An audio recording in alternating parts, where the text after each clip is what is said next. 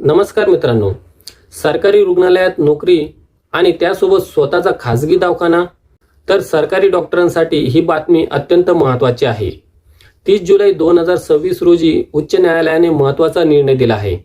महाराष्ट्राच्या सार्वजनिक आरोग्य विभागातील शासकीय वैद्यकीय अधिकाऱ्यांना सेवेत असताना खाजगी वैद्यकीय प्रॅक्टिस करता येणार नाही, असे न्यायालयाने स्पष्ट केले आहे आणि या विषयावरील प्रलंबित याचिका फेटाळल्या आहेत।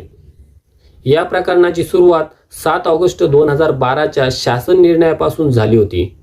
या JR मध्ये सरकारी डॉक्टरांना खाजगी प्रॅक्टिस करण्यावर निर्बंध घालण्यात आले होते आणि व्यवसाय रोध भत्ता म्हणजेच नॉन प्रॅक्टिसिंग अलाउन्स याची तरतूद करण्यात आली होती। या निर्णयाला काही डॉक्टरांनी न्यायालयात आव्हान दिले होते आणि 2022 मध्ये काही तरतुदींना अंतरिम स्थगितीही मिळाली होती।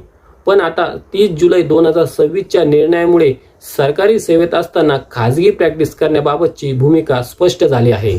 म्हणजेच सरकारी सेवा स्वीकारली तर सरकारी रुग्णसेवेला प्राधान्य द्यावे लागेल।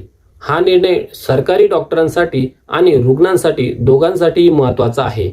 अशा सोप्या भाषेतील कायदेशीर माहितीसाठी चॅनलला सबस्क्राइब करा। धन्यवाद।